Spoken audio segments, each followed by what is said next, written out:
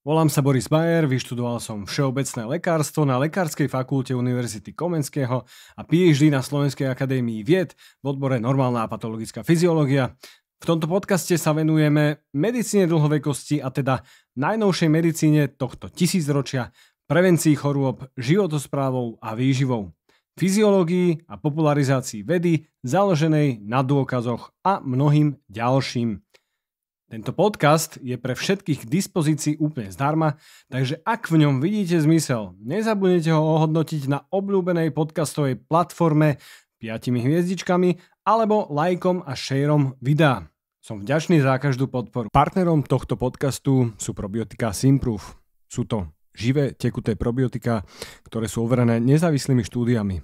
Pre viac info www.simproof.sk. Partnerom tohto podcastu je Poliklinika Váš lekár. Väčšina z vás asi vie, som spolumajiteľom a medicínskym riaditeľom v Poliklinike Váš lekár a je to nová poliklinika, ktorá sa venuje preventívnej medicíne v Bratislave v Eurovej 2, kde máte všetko pod jednou strechou. Pre viac info poliklinika.vašlekar.sk. Vítajte v novej časti podcastu Mudrovačka. V tejto časti som si pre vás pripravil hostia, ktorého som tu chcel dotiahnuť už veľmi dlho a konečne sa mi to podarilo. A budeme sa baviť o orgánovej sústave, o ktorej sme sa ešte nebavili, a to je plúca, dolné dýchacie cesty a teda dýchací aparát. O tom, ako je dôležitý pre celkové zdravie, pre dlhovekosť a aké zaujímavosti v rámci tejto medicínskej špecializácie máme. Takže dovolte mi predstaviť vám pani doktorku Katku Dostálovú. Katka, ty si ešte známejšia možno pod pojmom pneumolog pre ľudí na sociálnych sieťach, kde si už viackrát vyhrala rôzne ocenenia ako medicínsky influencer, takzvaný medfluencer. A povedz mi o tom viac, ako si začala vôbec sa venovať pneumológii, ako si sa dostala ku tým sociálnym sieťam, prečo si ich začala robiť a tak ďalej. Najskôr sa chcem poďakovať za pozvanie a pozdraviť ťa. Asi 3 roky sme sa dohadovali podľa mňa na tomto podcaste, takže to bolo veľmi dynamické. No, čo sa týka pneumológie, tak mňa oslovila už vlastne počas štúdia medicíny a moja cesta bola trnistá, pretože ma tam nezobrali najskôr. Tedy ešte, keď ja som končila školu v 2004, tak bola vlastne plúcne kliniky v Podunajských Biskupiciach. Ja som si tam podala vtedy žiadosť a prišlo mi teda, že mi ďakujú, ale že nepotrebujú. Tak sa mi podarilo nejakým spôsobom začať na internej klinike, na Kramároch, na 3. internej klinike. A za to som v podstate teraz spätne vďačná. Sice som tie prvé 3 roky robila niektoré veci, ktoré ma aj trošku menej bavili, ale zase strašne veľa som sa tam naučila, čo sa týka tej internej celkovo. A aj som slúžievala urgent, aj oddelenie, čiže ako pre lekára to bolo super. Stretla si tam lásku svojho života. Aj to. A Alana, pozdravujeme. Áno, presne tak. A bolo to také pekné obdobie a potom sa mi podarilo vlastne zaradiť do atestačného odboru pneumológia a nakoniec aj odatestovať a zamestnať sa už potom ako atestovaný lekár na plúcnej klinike. Takže vlastne som sa nejakou obkľukou k tomu vrátila. A čo sa týka tých sociálnych sietí, ja mám vlastne ten Instagram od roku 2020. Inak iba jedno to ocenenie mám zatiaľ, nemám viac. A však bola si aj vo Forbese, aj vo Forbese som bola teraz s tebou, takže to je pre mňa veľká česť, že byť s tebou v jednom klube. Aj pre mňa, ale ty si bola aj predtým, keď boli, že medicínske osobnosti. Áno, tak toto ja ani neviem, sa ti priznám, tak ti ďakujem, že si mi to oznámil, tak to si musím dohľadať. A teda od roku 2020 a vlastne impulzom k tomu Instagramu bola Saška Mamová, gynekologička vlastne z Kramárov, lebo ju som začala sledovať a veľmi ju mám rada aj ako človeka, ako doktora. A ona raz mala nejaký otázkomát a ľudia sa jej tam pýtali, že a prečo aj iní lekári nemajú takýto Instagram, že kde by ľuďom poradili alebo o niečom ich ako edukovali a ona, že čo ja viem, prečo? Že však keď ste tu nejakí lekári, tak porozmýšľajte, či nechcete niečo takéto. Ona ti dala ten push. Ona mi dala a ja som vtedy bola vo výpovednej lehote a mala som mesiac dovolenky a síce som vlastne bola v tej fáze, že som už zakladala novú ambulanciu a nevedela čo skôr, ale zase som popri tom potrebovala také chvíle prokrastinácie, tak na to je Instagram úplne ideálny.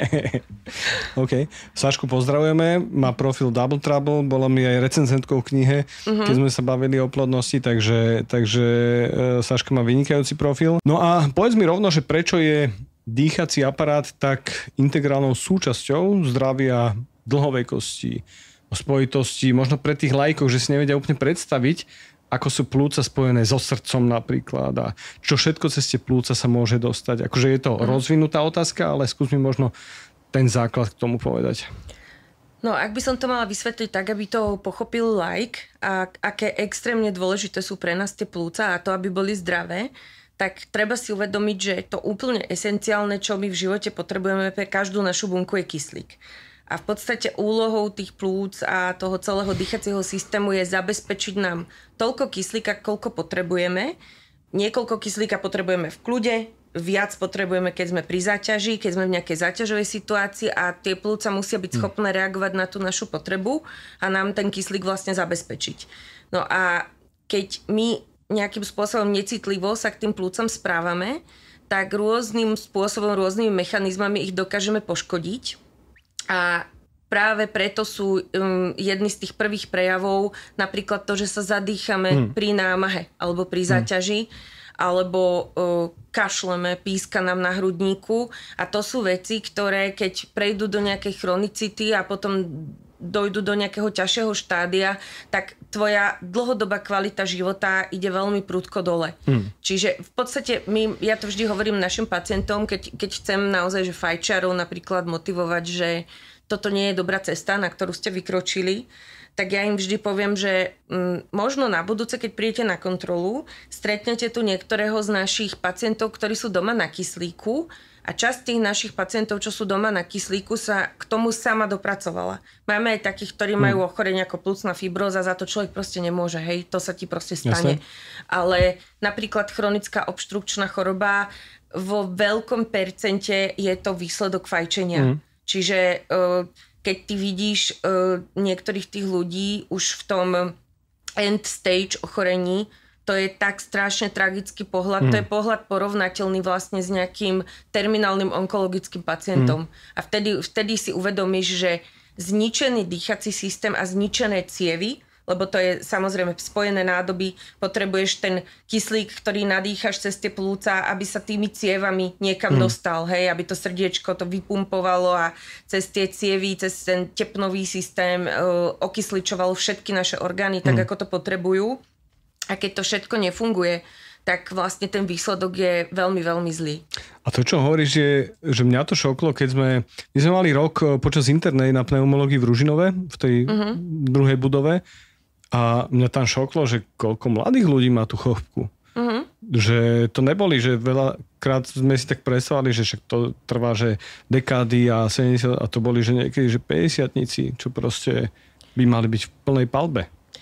Tá chronická obštrukčná choroba, ona má také viaceré tváre a tá, ktorú najčastejšie poznáme, to je ten pacient možno 50-60 plus, ktorý je dlhoročný fajčiar. A potom sú aj typy CHOP, ktoré vznikajú z iných príčin, ako je teda fajčenie klasických cigariet. Tam máš napríklad v subsahárskej Afrike alebo v niektorých takých vyslovene nízkopríjmových oblastiach, chudobných regiónoch, kde veľa kúria tuhým palivom, vária na otvorenom ohni. Tam je vlastne iný typ trošku poškodenia tých plúc. Je to v dôsledku toho, že teda inhalujú tie rôzne splodiny toho spaľovania. Áno, presne tak. Potom môže byť genetický vplyv, jednak môžeš mať deficit alfa-1 antitrypsínu, čiže je to zriedkavé, ale stáva sa to. Prípadne teraz stále častejšie sa hovorí o tom, že čo sa týka prevencie plúcnych ochorení, tá prevencia sa začína už keď vlastne tvoja mama je tehotná s tebou. Hej?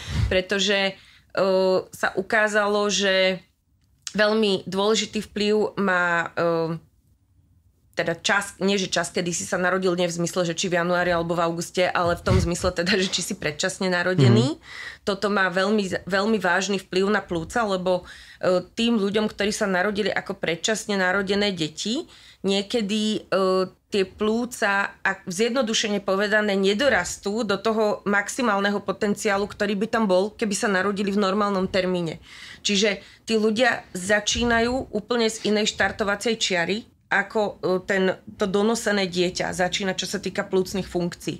A im tie plúcne funkcie majú inú trajektóriu počas života ako u toho zdravého človeka. U zdravého človeka vlastne, keď by sme si zobrali taký kľúčový parameter, to je tzv. FEV jednotka, my to tak ľudovo hovoríme pneumologovia, to je to z tvojho maximálneho výdychu, čo vydýchneš za prvú sekundu. A keď si zdravý, tak vydýchneš za prvú sekundu strašne veľa. Ty vydýchneš viac ako 70% toho celého objemu.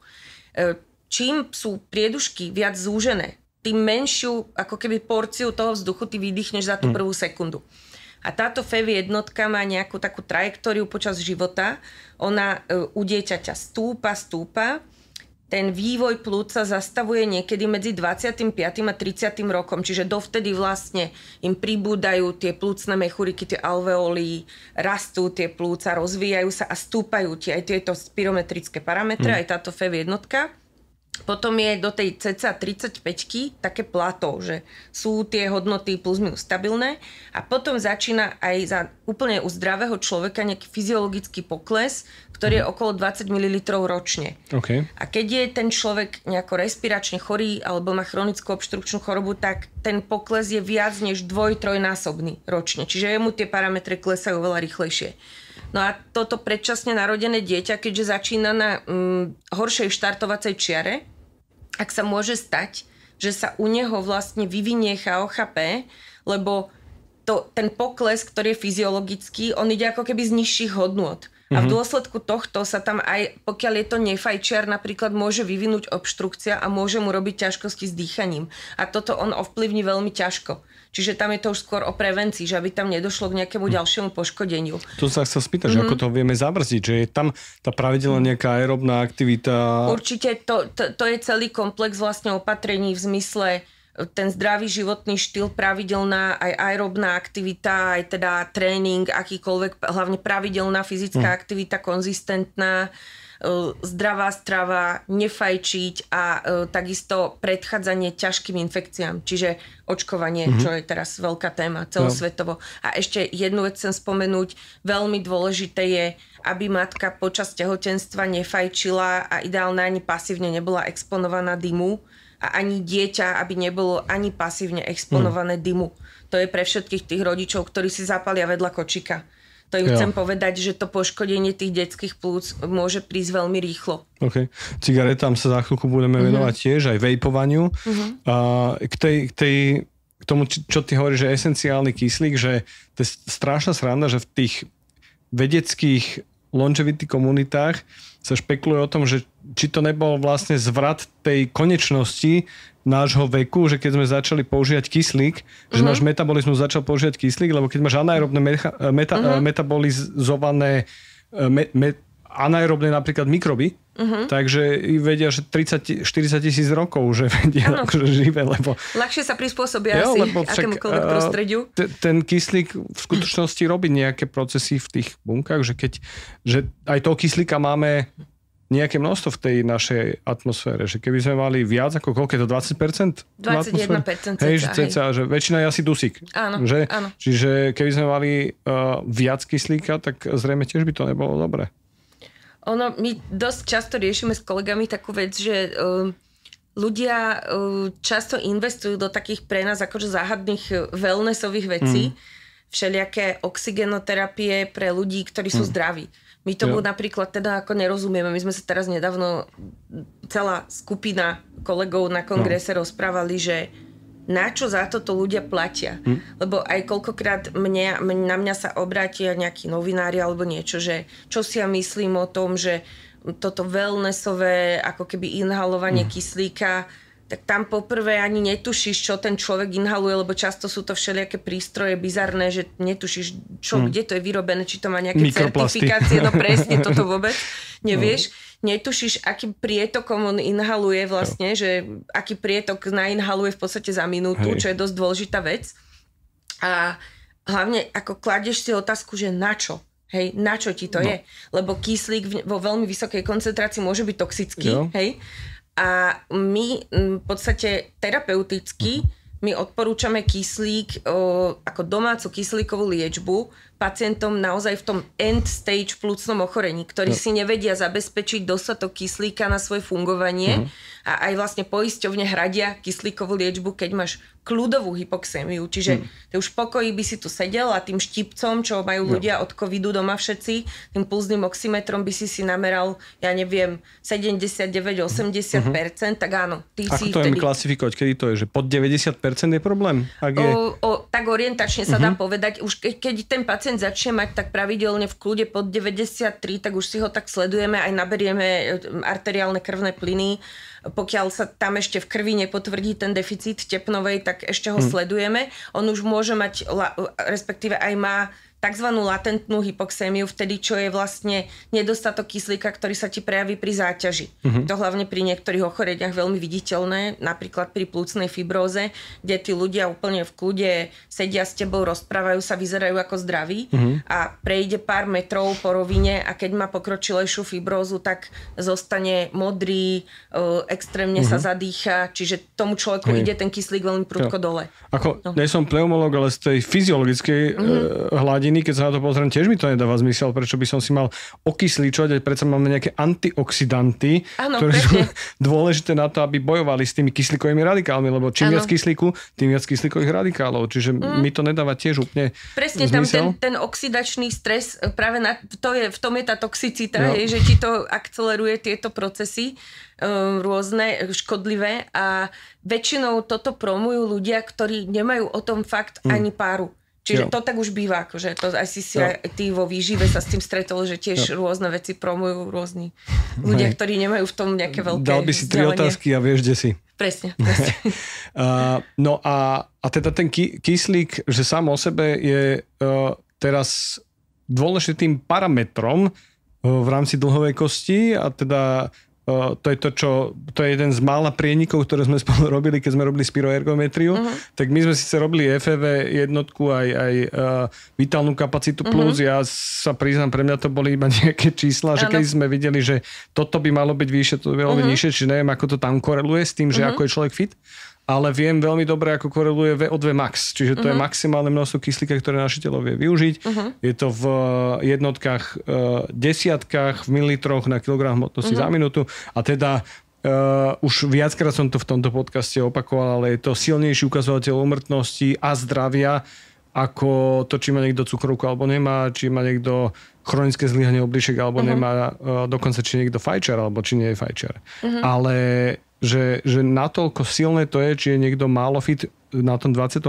percentile, na tom hornom. A teraz sa dostávam k tomu, že a ako sa to trénuje? A za mňa sa to trénuje tak, že sa kombinuje v tom tréningu aj to, že to telo dostávaš práve naopak, do deficitu kyslíka. Áno. A dostávaš sa do anaerobného metabolizmu. A to telo hormeticky sa prispôsobuje na to a vie efektívnejšie ten kyslík používať, menšie množstvo kyslíka vie používať a vieš prechádza z tých aerobných, anaerobných pásiem, vieš využívať viac tuku, sacharidov v rámci tej metabolickej oxidácie. A teda tá moja otázka je na to, že prečo je tak dôležitý, že koľko kyslíka použijem? Prečo je to pre moje srdce dôležité? Prečo je to pre moju pečeň dôležité? Že koľko kyslíka použijem? Na to, aby ten organizmus normálne fungoval, sa musí dostatočne okysličiť, aby všetky tie metabolické procesy mohli prebiehať. Tak. Ako náhle máš toho kyslíka málo, je to vlastne podnet pre tvoje tepny, aby sa zúžili. Hej? A tým pádom aj vlastne pacienti, ktorí majú nejaké ťažké plúcne ochorenie, následkom býva často aj plúcna hypertenzia, čiže v podstate dochádza k zvýšeniu tlaku v plúcnom riečisku, tie cievy sa tam zužujú a pekne vidno, že takýto pacient, pokiaľ má naozaj že veľmi ťažké plúcne ochorenie a tomu dáme ten kyslík na domov, tak sa mu napríklad na echokardiografii tá odhadovaná plúcna hypertenzia zníži. Že to telo zareaguje rozšírením tých ciev. Okay. Čiže je to proste naozaj pre nás esenciálne a pokiaľ si ľudia myslia, lebo nikotín je napríklad teda veľmi toxická látka, čo sa týka ciev, likviduje doslova naše tepny. A pokiaľ si ľudia myslia, že vlastne následok toho, že budem fajčiť, je iba rakovina plúc alebo chronická obštrukčná choroba, tak nie je tomu tak. Môžete mať poškodené absolútne čokoľvek. Pretože to prvé, čo nikotín likviduje, sú malé cievy. A malé cievy sú tie cievy, ktoré zásobujú už jednotlivé orgány. Hej? Čiže vždy tam ide nejaká veľká tepna, ktorá sa nám tam vetví a potom robí celú tú kapilárnu sieť, ktorá ti už zásobuje ten orgán. A my máme napríklad pacientku, ktorá je takým príkladom toho, že čo všetko sa ti môže stať. Že naozaj veľmi ťažká obštrukcia na plúcach po rokoch fajčenia. Je to inak pani, ktorej musím teda povedať, že sa veľmi snažila prestať, ale u niektorých ľudí tá závislosť je extrémna.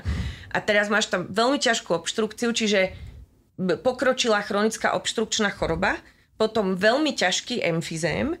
Emfyzém je vlastne už to poškodenie tých plúcnych alveolov, tých plúcnych mechurikov, ktoré musia byť za normálnych okolností elastické, lebo keď sa tie plúca nadýchnú, tak oni musia sa pekne ako balón nafúknuť, potom sa vedia splasnúť a zase sa musia vedieť vrátiť naspäť.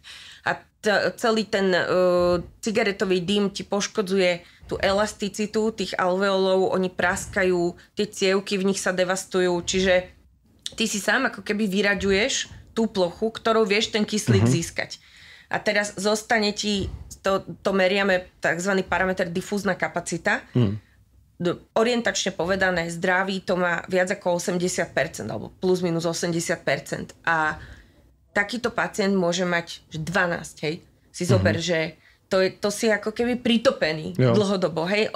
Tí ľudia sú na to adaptovaní, ale jedna z tých adaptácií je práve, že sa ti všetky tie tepny zúžia.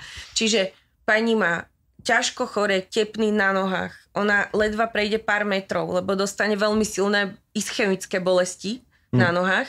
Tie svaly sú absolútne nedokrvené. Má kriticky zúženú tepnu na obličke, hej, ktorá zásobuje obličku. Čiže tá oblička postupne prestáva fungovať. Teraz krvný tlak má vysoký už z toho, že fajčí, ale aj z toho, že tá oblička prestáva fungovať. Čiže ty sa dostaneš do takého kruhu. Áno.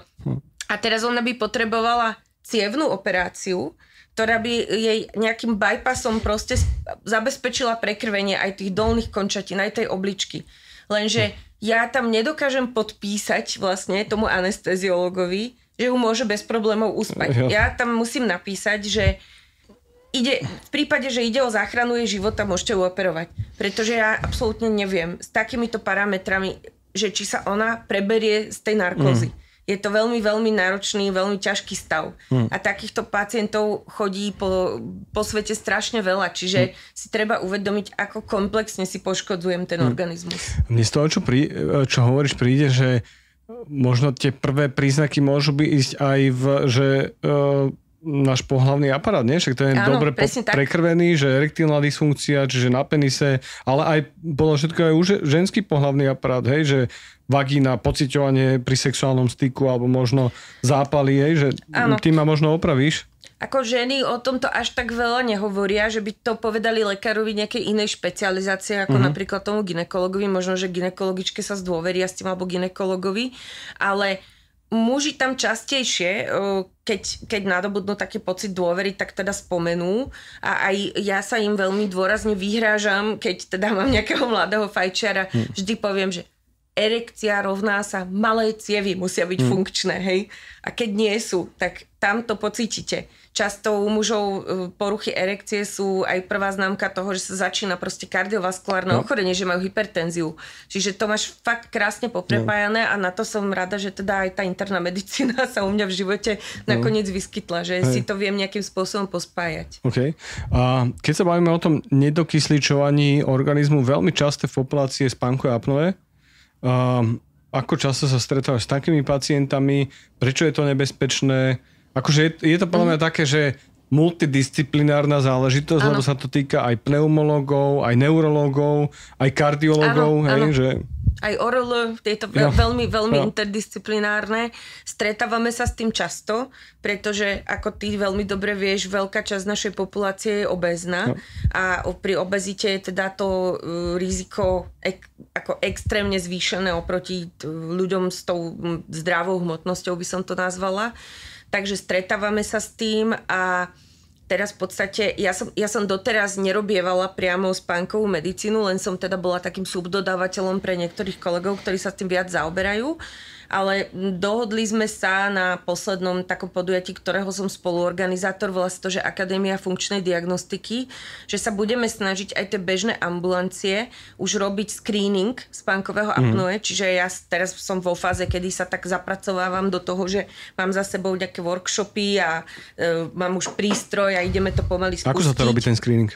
Ten screening sa robí podobne ako čo som spomenula, ten pulzný oximeter, ktorý si ľudia cez COVID začali kupovať, tak ten štípec na prst, tak vlastne pri tomto máš taký štípec, ktorý má ešte taký náramok na zápestie.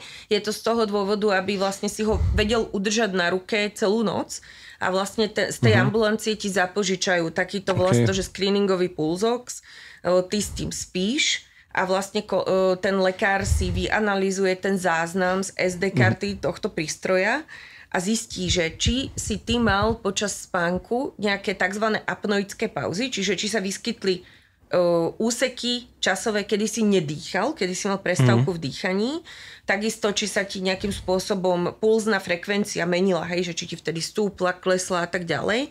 No a pokiaľ sa vyhodnotí, že tie parametre sú rizikové, že máš veľké podozrenie na spánkové apnoe, tak potom už budeme odosielať teda do spánkového laboratória na celú noc, kde sa aj už spí vlastne s tým prístrojom, ktorý dokáže toto korigovať.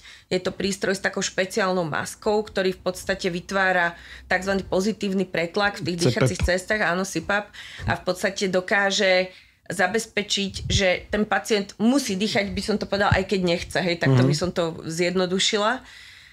V čom je tam vlastne problém? Problém je v tom, že keď ty máš dlhšiu pauzu v noci v tom dýchaní a ten tvoj organizmus zrazu bez kyslíka, tak telo to vyhodnotí ako obrovský stres. Tam sa spúšťajú niektoré hormonálne mechanizmy, ktoré sú vlastne aktivované pri strese. Má to vplyvy na tvoj metabolizmus. Často títo ľudia mávajú vysoký krvný tlak, ktorý je ťažko ovplyvniteľný. Často mávajú tzv. Non-diper hypertenziu, čiže vysoký krvný tlak, ktorý nevykazuje taký typický pokles v noci, ale práve v noci mávajú vysoký tlak a tam je potom väčšie riziko mozgovej príhody v tých skorých ranných hodinách. A nespia ešte k tomu. Áno, to je ďalšia vec. Je tam aj väčšie riziko cukrovky druhého typu.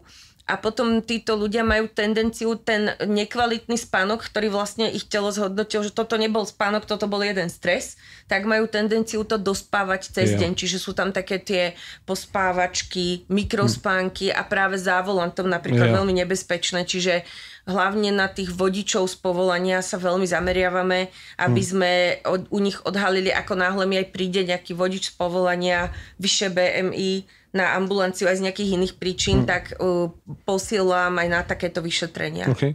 Jake Black je ináč ambasádor CP masky, že odkedy ju má v živote, že sa mu masívne zlepšil život. Teraz som videl nejaké interview s ním a čo si myslíš o tom, ja som tu mal Miša Lapidis, on je kardiológ a on je veľký fanúšik toho, že na nejakú základnú diferenciálnu diagnostiku doma, že nejaké tie trackere, že sleep tracker, že už v dnešnej dobe sú a napríklad tie prstenie, ktoré vlastne, že veľmi dobre vieš akože mať na ruke, možno nejaké lepšie hodinky, že dobre, nevieš podľa toho hodnotiť, že kvalitu spánku, ale že vie ti to sa signalizovať, že kedy si nedýchala. Jednoduchými metodami. Je to také orientačné, akože niekedy s tým aj pacienti prídu, že hodinky mi niečo namerali, tak ako porozprávame sa o tom. Niekedy sa ti stane, vieš, že príde ti pacient, u ktorého vyslovene vidíš, že on rieši svoj životný štýl, zaoberá sa tým a že možno, že je to až také, že až by som povedala trošku taký prevzdelaný a premotivovaný, že vidíš svalovú výbavu, proste dokonalé parametre, nafúka spirometriu ako vysokohorský nosič a teda povie ti, že ale toto mi vyhodili hodinky, tak niekedy zase aj trošku ukludňujeme, že ono je to naozaj orientačné a že nemáme u neho na toto podozrenie, ale stane sa, že práve, že my pacienta upozorníme aj na toto, že začneme sa pýtať cieľene, že a nechrapete náhodou a spíte sám alebo s partnerom. Áno, a manželka čo hovorí? Nevšimla si, že prestanete napríklad dýchať a že potom sa tak zobudíte na také lapavé dýchanie. a potom príde na to, že áno, toto mi manželka hovorí už asi 3 roky, čiže tam vyslovene potom treba tak často aj takéto informácie od partnerov a najčastejšie partneriek čerpame. Jo. A často to vraj vyrieši, že našiť si tenisové loptičky na pyžamo dozadu. To som počula, hej, a teraz sú všelijaké aj iné veci, čo kolegovia používajú, lebo tam môžu byť aj nejaké oral abnormality alebo abnormality, čo sa týka zubov, že sa odporúčajú nejaké dlahy ústne, čiže je to, tá somnológia je taká veľmi komplexná, nie som v tom ja až tak úplne v detaile ako niektorí moji kolegovia, čo sú fakt na to super odborníci. Ale ja mám takú zásadu, že ja aj na kongresoch, keď sú také všeobecne zamerané kongresy a sú tam rôzne bloky, tak ja sa idem pozrieť aj na to, čo nie je taká moja hlavná nejaká doména, lebo chcem mať taký, Jano Gordulič má na to dobrú vetu, že chcem mať široké a plitké vedomosti. Akože chcem. Takzvaný crossfiťák v medicíne. Áno, to sú fyziológovia, patofyziológovia. Musí vedieť všetko, ale neúplne do hĺbky. Áno. Dobre, ale expert si na to fajčenie, na to vejpovanie. Poďme sa venovať trošku do hĺbky tomuto. Jednak, že sa mi zdá, že v poslednej dobe strašne veľa ľudí presedlalo, že z fajčenia na vejpovanie. Dokonca, že niektorí ľudia začali vejpovať aj cez to, že nefajčili predtým. Myslia si, že to je zdravšie. Čo nám hovorí medicína? Najprv sa poďme baviť o tom fajčení. Ty si už spomenula veľa tých rizikových faktorov. Mňa zaujíma jedna tá kontroverzná téma, to je, že link fajčenie, alebo teda, že nikotín a Parkinsonová choroba, kde je tam spojitosť, že opačná a doteraz nevieme prečo. Ale ja vždy hovorím ľuďom, keďže mám v najbližšej rodine Parkinsonovú chorobu, že nie je cesta na zníženie si nejaké minimálne riziko, ktoré je tam, že spojitosť a zvýši si riziko na všetko ostatné. Hej, že rakovina, kardiovaskulárne ochorenia, cukrovka druhého typu, že well-being všeobecne. A zároveň, že keď sa snažia teraz ten nikotín podávať vo forme iných, akože nie plúcnych inhalačných, tak to nefunguje. Že zatiaľ im to nefunguje, že v rámci toho. Ale že je to teda kontroverzná téma, to je asi jediný link na svete, čo existuje, že fajčiari majú nižšie riziko vzniku Parkinsonovej choroby, nie? Ešte ja sa dočítala, že aj u sarkoidózy nejakú takúto súvislosť a potom u ulceróznej kolitídy, čo občas aj pacienti vyťahnú na vyšetrení, čo sú s ulceróznou kolitídou, prídu na vyšetrenie pred biologickou liečbou, tam musia mať od nás schválenie, že nemajú tuberkulózu ani latentnú, ani aktívnu. A keď sa spýtam teda, že v anamnéze, či je fajčiar alebo ex-fajčiar, tak veľmi veľa ich povie, že ja som fajčiar, ale však tam sa vie, že to je potom taká miernejšia forma. Tak no tak asi nemáte úplne miernejšiu formu, keď ide váš lekár žiadať o biologickú liečbu. A vravím, neviem, či vám to vyvažuje tie ostatné rizika, lebo treba si pozrieť aj, potom si skúste nagoogliť aj tie ostatné ochorenia, čo zase u fajčiarov majú že extrémne zvýšené riziko nielen plúcne, ale aj karcinom močového mechúra, pažeráka, to sú veci, s ktorými sa u svojich pacientov stretávam, kolorektálny karcinom. A sú to hnusné diagnózy. Áno. Akože z hľadiska kvality života. Hej, presne. Čiže to, ale hovorím, že to je podľa mňa taká, že pre mňa je to veľmi fascinujúca téma, že či zistia nejaký molekulárny mechanizmus toho pôsobenia, I don't know, ale že zatiaľ, že veď fajčenie má jedno z najvyšších tých, keď sa to číselné na hazard ratio dáva, tak vo vede jedno z najvyšších akože hazard ratio, čo sa týka minimálne teda rakoviny plúc. Hej? Že čo vieš niekedy zistiť, že čo je rizikový faktor, tak to je fajčenie. Čiže určite neodporúčame fajčiť ľuďom kvôli nejakým linkom v štúdiách, ale čo to vejpovanie? Je to teda lepšia cesta? No, toto je taká téma náročná. Ja si myslím, že tá základná vec, ktorú si tí, čo sú už fajčiari a teda zvažujú, že prejdú na nejaké vejpovanie, ktorú by si mali uvedomiť je, že zostávaš sponzorom priemyslu, to je jedna vec. Potom zostávaš závislý na nikotíne. Sú tam rôzne krásne argumenty, či už v e-cigaretách, že to nie je tabakový výrobok, alebo u zahrievaného tabaku, že je to tabakový výrobok, ale nehorí to. To sú všetko super veci. Ale ty zostávaš závislý od nikotínu, ktorý ti devastuje cievy.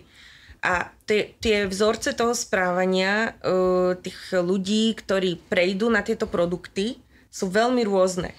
Tam napríklad vidíš napríklad u zahrievaného tabaku, že ten človek, pokiaľ prejde kompletne na ten zahrievaný tabak, tak on mohol mať v úvode napríklad motiváciu, že ja chcem prestať s fajčením a teraz toto bude taký medzikrok a potom už ja vlastne toto budem znižovať a prestanem. Túto motiváciu ja úplne berem.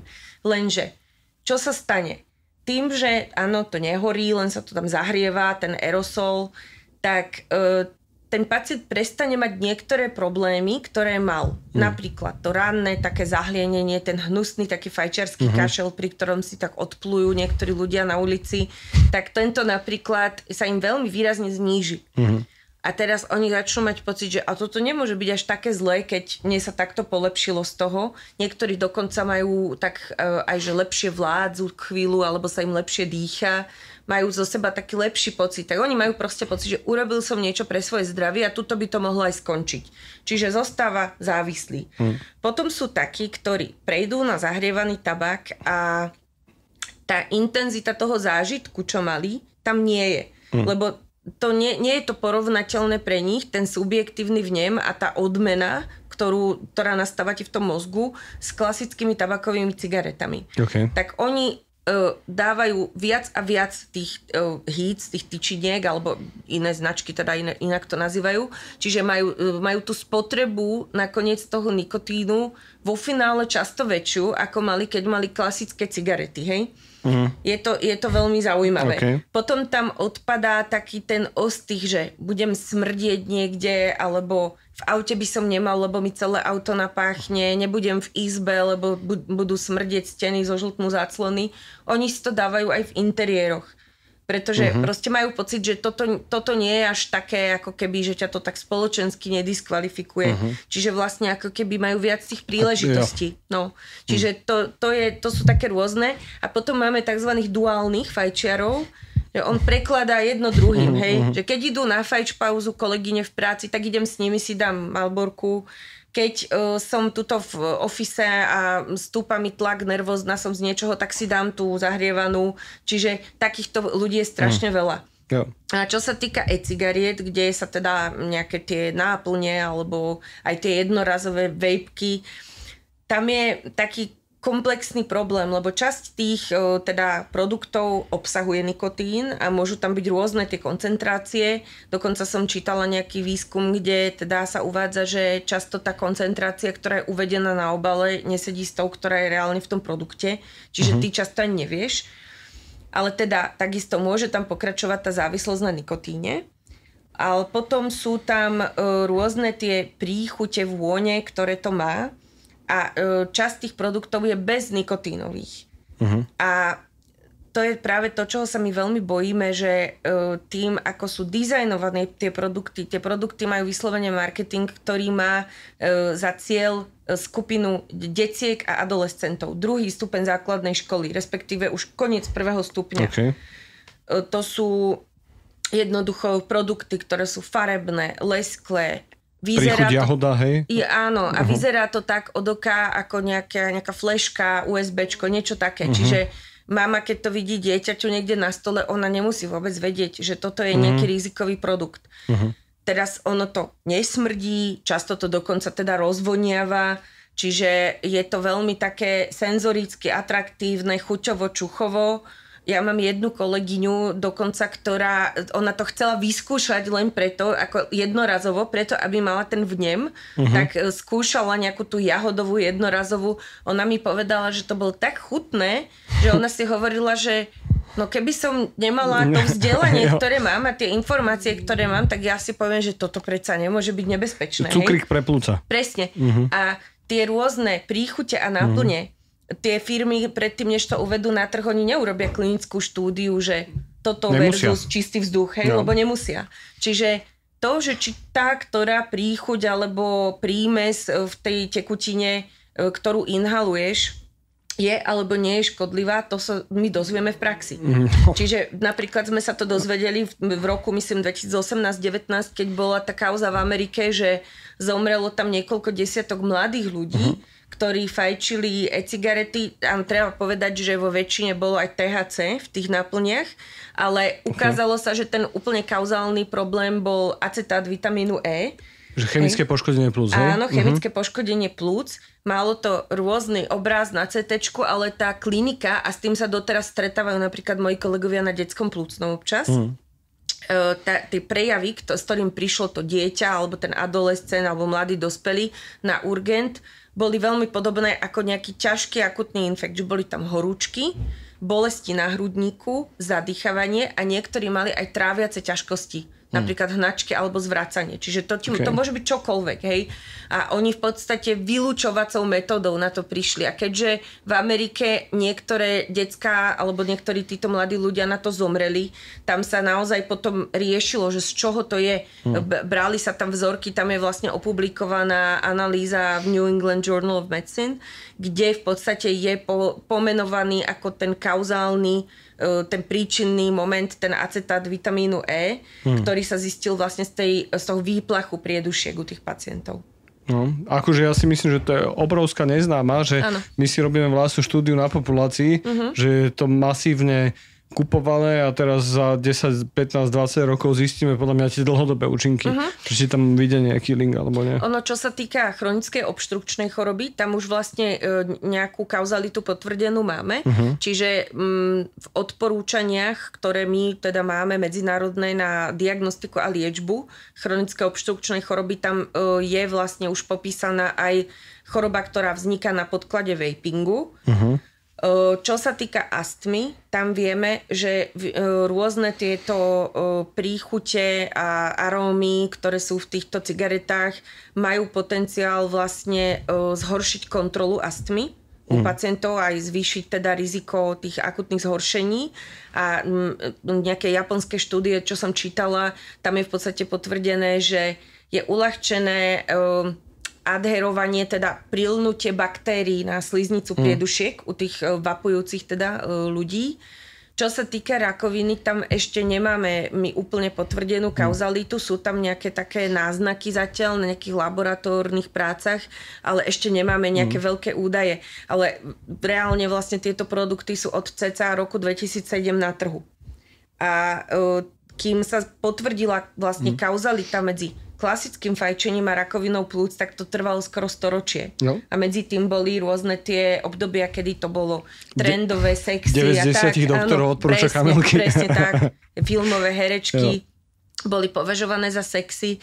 Teraz, keď vlastne vidíš nejaké tie staršie filmy, ako si, ja neviem, po sexe zapálili v spálni, tak môj manžel vždy, keď toto vidí, že Kriste Páne, taká krásna herečka, že ako si môže zapáliť, tak naozaj ti to už nejde do hlavy teraz. A mňa by zaujímalo aj, že ako to priamo ten mikrobiom ovplyvní v tých dýchacích cestách, že to podľa mňa je ešte veľká neznáma v tomto. Že aké bude riziko, neviem, obyčajnej chorobnosti. Ináč, keď sme pri tej chorobnosti, pneumónia, je to také, že old school ochorenie, že často to ľudia v dnešnej dobe nevnímajú ako zabijak ľudstva. Aj cesto ešte stále patrí medzi top 10 vlastne príčin úmrtia ľudí celosvetovo. Áno, tak lebo v rozvojových krajinách sa nedostaneš k starostlivosti. Ale aj u nás už sa takisto zhoršuje vlastne dostupnosť tej zdravotnej starostlivosti. Ďalšia téma je tam antibiotická rezistencia. Tam už ja vlastne vidím za ten čas, čo som v ambulantnej praxi. Ja ambulanciu robím od roku 2017 a ja vidím, že keď mi chodia tie mikrobiologické výsledky, tak je tam stále menej antibiotík, aj čo ja viem použiť v tej ambulantnej praxi. Že to spektrum sa mi zužuje. Čiže ja napríklad veľmi sa snažím namotivovať ľudí, ktorí majú v anamnéze od prvého roku svojho života uvedené, že alergia na penicilín, pretože sa raz po ňom vysypali a možno to vôbec nebolo z toho, že aby si dali reálne vyšetriť, či sú reálne na to alergicky alebo nie, alebo je to len nejaká proste tradovaná informácia nepodložená, lebo keď si vezmeš, tak penicilínové antibiotika majú najnižšiu toxicitu, sú baktericídne, čiže zabijajú baktérie, majú stále veľký potenciál a používame ich menej preto, lebo každý druhý ti pomaly povie na ambulancii, že sa v detstve vysypal, takže radšej to nebude užívať a uvádza to ako alergiu. Čiže snažím sa ako keby rozšíriť to spektrum toho, čím môžu byť liečení.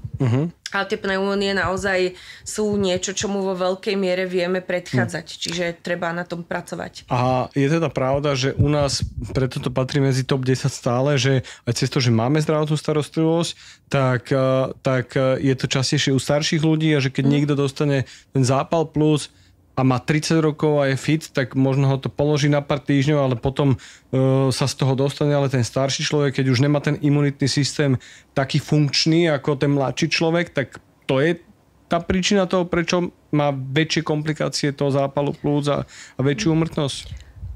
Ten mladý človek, pokiaľ nemá veľký nález pri tej pneumónii, čiže pri tom zápale plúc má napríklad nález na jednej strane, nemá nejaké závažné pridružené ochorenia, vieme ho liečiť ambulantne a vieme si ho ambulantne skontrolovať a ten človek sa skôr dostane do tej svojej normy, v ktorej bol, do tej svojej štartovacej čiary. A takisto nevyžaduje napríklad niekoľko týždňovú imobilizáciu, že bude teraz ležať, nebude sa vôbec pohybovať, skôr sa zrehabilituje z toho zápalu. Kdežto ten starý človek, máš tam vždy ten faktor tej imunosenescencie, čiže starnutia imunity. Tá imunita je menej aktívna, vie vytvárať menej protilátok proti tým rôznym patogénom, ktorými sa nakazí. Celá tá imunita je taká menej pružná, by som povedala, menej flexibilná. Potom sú tam pridružené ochorenia, ktoré môžu byť komplikáciou, pokiaľ je ten človek obézny, má cukrovku, chronické srdcové zlyhávanie alebo nebodaj dializovaný. To sú vysokorizikoví pacienti, kde často nemôžeš liečiť ambulantne, lebo nález býva väčší, býva tam potreba aj nejakého monitoringu. Je napríklad veľmi ťažké liečiť u diabetikov tieto infekcie, u nejakých ťažkých diabetikov, geriatrických, čiže radšej toho pacienta príjmeš.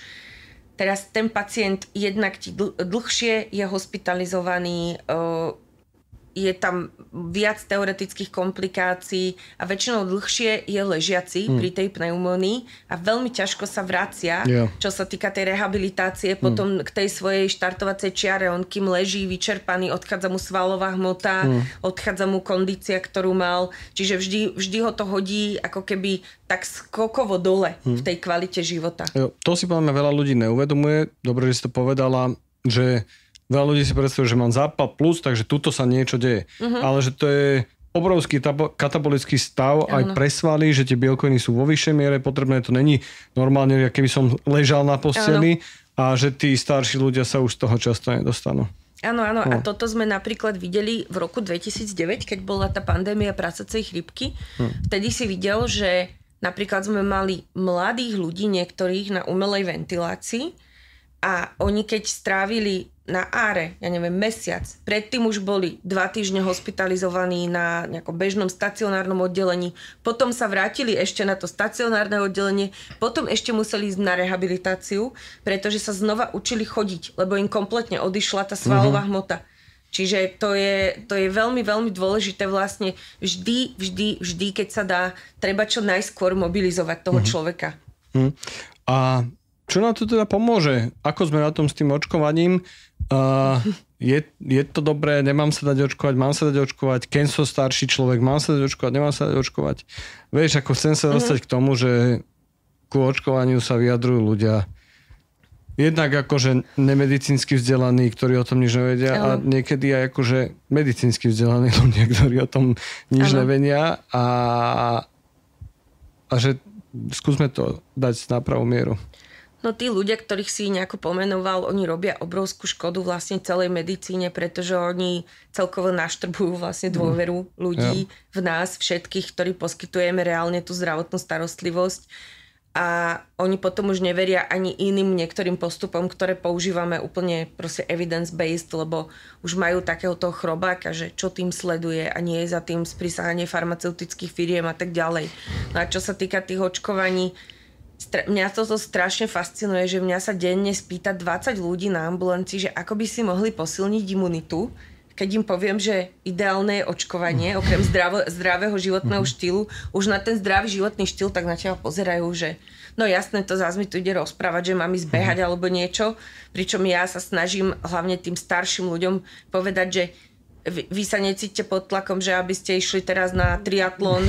Stačí, keď budete chodiť, pešo chodiť a menej používať výťah. To je dobrý začiatok. No a tie očkovania ruka v ruke s tým, to nezáleží od toho úplne, že koľko máš rokov. Niektoré vakcíny sú samozrejme indikované pre staršiu populáciu, ale tie očkovania sú fantastické na trénovanie imunity, na zvyšovanie tej populačnej imunity, čiže na ochranu tých ľudí, ktorých sa nemôžu dať zaočkovať, pretože keď ja sa dám zaočkovať a možno môj príbuzný sa nemôže očkovať, tak chránim aj jeho. Čiže je to úplne super.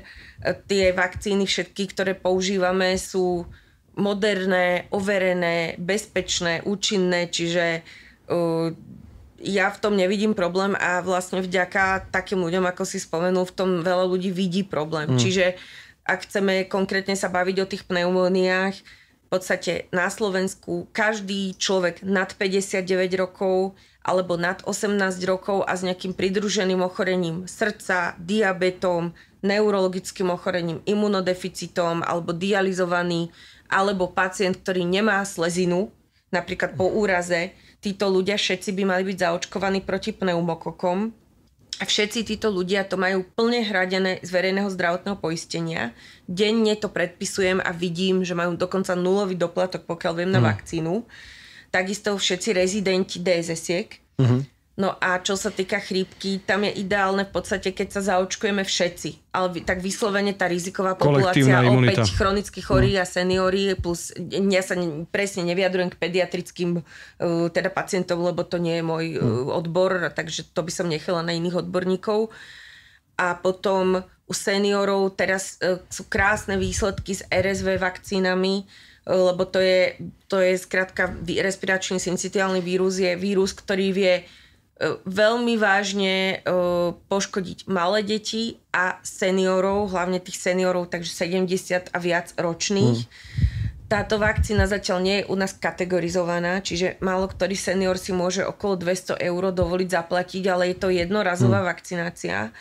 A mávam seniorov hospitalizovaných, to sú také nepríjemné infekcie, s ktorými sa dostane ten človek na urgent, s tým, že zle sa mu dýcha, veľmi sa zadýchava, veľmi mu píska na hrudníku, z ničoho nič to prišlo, nemusí to ani nevyhnutne byť spojené s nejakou veľkou horúčkou, ale tie pískoty sú tam také veľmi typické a my si niekedy aj myslíme, že on má nediagnostikovanú astmu alebo chronickú obštrukčnú chorobu a po hospitalizácii to vlastne prejde.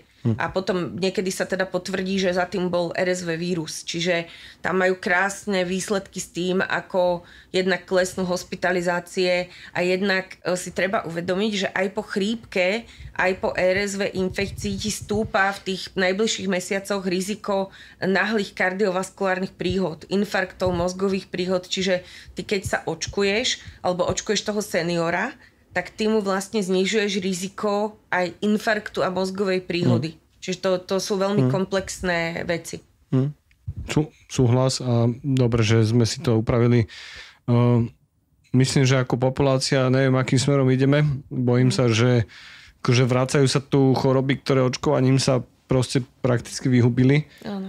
A som zvedavý, kedy príde epidémia varióly. Na to sa snažím radšej ako nemyslieť. Ale však uvidíme, možno to má byť taký ten darwinizmus, vieš, že kto vie, čo sa nám snaží tá evolúcia ukázať. Máme vymazanú pamäť proste na tie ťažké choroby, ktoré už tu nemáme. Tak kto si pamätá tie najstaršie očkovania, vieš, kto si pamätá bubonický mor, hej, že kto si pamätá, ja neviem, že videla si niekedy choleru, že ako dobre, niekde v zahraničí, jasné, ale že vidie. Vieš, netrápi ťa to. Áno. Čiže ale tak vidíme, že tuberkulóza asi vzrastie, že teraz? Posledné roky? Ako celosvetovo áno. No. My máme zatiaľ stále ešte dobrú situáciu. Som zvedavá, že dokedy, lebo vlastne na Ukrajine je situácia oveľa horšia ako u nás a teraz máme také trošku miešanie toho obyvateľstva. Sme zvedaví sami, lebo každý vlastne, aj ja, aj moji kolegovia, máme aj nejakých ukrajinských pacientov, čo buď liečíme práve, alebo už sme doliečili na tuberkulózu. Vlastne ja som mala aj prvého svojho pacienta s multirezistentnou, ja som dovtedy nemala a mala som minulý rok a bol to pacient práve z Ukrajiny. Je to také... Ono je to tiež veľmi zaujímavá robota, aj teda starať sa o pacienta s tuberkulózou, len máme tam trošku niektorých vlastne tú jazykovú bariéru, čiže je tam taká trochu ťažšia spolupráca, ale tam je na teba vyslovene tlak ako na lekára, že ty musíš toho pacienta doliečiť. Tam často moje sestričky aktívne volajú, kde ste, mali ste tu byť? No tak poďte, prídite, nevadí, že meškáte, proste ho potrebujem vidieť v tých intervaloch, kedy má prísť. Potrebujem urobiť všetky potrebné vyšetrenia. Potrebujem fakt zabezpečiť, my mu voláme koľkokrát tomu pacientovi, že vy ste si nedali teraz predpísať lieky. Že ja si veľmi vážim, že tie moje sestričky toto majú pod kontrolou a starajú sa, aj predvolávame tie kontakty týchto pacientov a vyšetrujeme tie kontakty rizikové. To je niekedy inak tiež zábava, lebo ja mám veľmi veľa pacientov z našej najväčšej automobilky, a tam teda je to také multikulturálne, multinárodové to celé osadenstvo. Čiže rôzne národnosti mávame odtiaľ a aj s tuberkulózou. Tam máš potom také väčšie kolektívy, ktoré musíš vyšetriť, lebo ten relevantný kontakt je tam človek, ktorý bol s tým predmetným infekčným človekom buď viackrát, takže viac ako pol hodinu, alebo jednorazovo niekoľko hodín v jednej nejakej miestnosti. A ty teda tých ľudí musíš aktívne predvolať, musíš ich vyšetriť a to sú ľudia, ktorí často majú napríklad, že trošku nižšie vzdelanie, aj tie komunikačné zručnosti sú také niekedy poslabšie a ty musíš vysvetliť, keď on nemá žiadne ťažkosti a nič mu nie je, že sa musí teda k tebe obťažovať a budeš mu brať krv a budeš ho rentgenovať a tak. Takže tam niekedy, čo si tie moje sestry vypočujú, prečo ma otravujete, ja si to neprajem si, aby ste ma ešte kontaktovali, to sú neuveriteľné situácie. Tak keby ste boli call centrum. Áno, hej, no, je to zaujímavé. A Katka, povedz mi prosím ťa na záver nejaké petoro z hľadiska prevencie toho, čo sa ty venuješ, je dýchacie cesty, dolné dýchacie cesty, že čo je také najdôležitejšie pre bežnú populáciu z hľadiska prevencie? Z hľadiska prevencie, tak určite odporúčam ten zdravý životný štýl tak komplexne. Byť fit, tak celkovo myslím tým nejakú takú udržateľnú cestu, že nie, že si teraz nasadíš super tréning a super dietu na mesiac a potom z toho vyhoríš, ale proste nejaký režim si nastaviť dlhodobo a chodiť veľa aj na ten čerstvý vzduch do prírody, ktorú u nás zatiaľ stále nejakú máme, na rozdiel od mnohých krajín. Čiže to je dôležité. Potom očkovania. Naozaj, keď vám ponúkne všeobecný lekár očkovania alebo vidíte, že sa blíži chrípková sezóna, tak tomu sa treba aktívne postaviť, ísť sa zaočkovať proti tej chrípke, aj proti covidu ideálne, lebo trénuje to našu imunitu aj na iné infekcie a čím viac z nás bude zaočkovaných, tým naozaj menej bude nejakých rizikových priebehov, rizikových ťažkých. Odporúčam potom určite sa vyhnúť tým zlozvykom, ako je fajčenie a vaping, aj ako sú tie nikotínové vrecuška, ktoré si ty spomínal, pretože nikotín celkovo teda nielen poškodzuje cievy, ale teda je to komplexné vždy, aj tie kardiovaskulárne následky, čiže nefajčiť, nevejpovať. Potom by som určite odporúčala, keď niekto robí v nejakom rizikovom prostredí, hlavne prášnom, alebo čo sa týka chemickej nejakej expozície, používať tie ochranné pomôcky. Ja sa s tým strašne často stretávam, že niekto zvára, niekto robí s nejakými postrekmi alebo na stavbe a tam je veľa vysoká koncentrácia tých častíc mechanického toho znečistenia, ktoré človek môže vdýchnuť a môže mu narobiť problémy v rôznych oblastiach a ľudia tie ochranné pomôcky proste nepoužívajú. Ja ich používam a som doktor, tak verím, že ich môže používať aj niekto, kto robí na stavbe alebo nejakú inú prácu, laboratórnu alebo už akúkoľvek v nejakom priemysle. Keď dostanete odporúčané antibiotika na nejakú akútnu infekciu, treba ich brať v tom rozsahu, ako určí lekár. Čiže keď máte zápal plúc napríklad, lekár vám dá antibiotika na 7 alebo na 10 dní. tak keď mi je lepšie tretí deň, neznamená to, že už je po probléme a prestanem ich užívať. Pokiaľ máte nejaké ťažkosti tráviace napríklad, pritom treba s lekárom skonzultovať, ako postupovať, ale treba tie antibiotika dobrať, lebo inak pomáhame baktériám k šíreniu rezistencie a sami si vyrábame zdravotné komplikácie. Čiže antibiotika vždy dobrať, nepiť na ne alkohol, nedeliť sa s nimi, nedeliť sa o ne s druhými osobami v rodine alebo s kamarátmi, že dám ti polovicu tých mojich. Nesprávny postup, toto je veľmi dôležité. Skvelé. Pani doktorka Katarína Dostálová, pneumologička na sociálnych sieťach Pneumolog pre ľudí. Kati, ďakujem ti veľmi pekne za prínosný rozhovor a zase o nejaké 3 roky. Ďakujem veľmi pekne, o 3 roky nie je problém, keď dožijeme. Tento podcast má iba informačný charakter. Informácie z tohto podcastu neslúžia ako diagnostika a terapia vášho zdravotného stavu. Využitie informácií a hlavne nesprávnym spôsobom je na divákov a poslucháčov vlastné riziko. Počúvanie podcastov nesupluje návštevu vášho lekára.